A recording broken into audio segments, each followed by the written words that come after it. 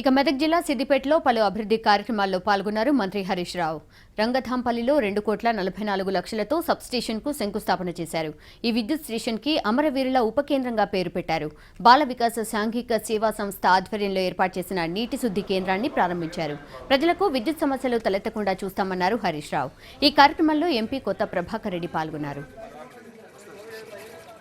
100% స్వచ్ఛమైన నీళ్లు తాగాలి. 20 రూపాయలు పెట్టి బాటిల్ కొనుక్కుంటే ఏ నీళ్లు ఉంటాయో మన ఇంట్లో కూడా ప్రతి గరీబోళ్ళు కూడా ఆ నీళ్లు తాగాలనే ఉద్దేశంతో ఊరూరికి ఈ వాటర్ ప్లాంట్ పెట్టిస్తా ఉన్నాయి. ఇది ఇప్పటికి మన సిద్దిపేట కాన్స్టిట్యున్సీలో ఇది 63వ ప్లాంట్. తెలంగాణ అమరవీరులను ప్రతిరోజు గుర్తుంచుకునే విధంగా ఇలా మనకు తెలంగాణ వచ్చిందంటే మన కేసీఆర్ సార్ పోరాటం అమరవీరుల త్యాగ ఫలితం, కేసీఆర్ దీక్ష ఫలితం, అమరవీరుల త్యాగ ఫలితమే నేటి తెలంగాణ రాష్ట్రం.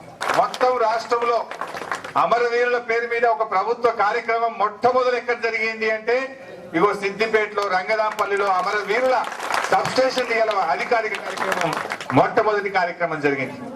అంటే ఈ రాష్ట్రం ఉన్నంత కాలం, ఈ ప్రజలు ఉన్నంత కాలం ఆ అమరవీరుల పేరు ఉండాలి, ఆ అమరవీరుల త్యాగం చరిత్ర పుటల్లో ఉండాలనేటువంటి ఉద్దేశంతోనే ఇలా ఈ సబ్స్టేషన్ పేరు అమరవీరుల సబ్స్టేషన్ గా పెట్టుకున్నాం.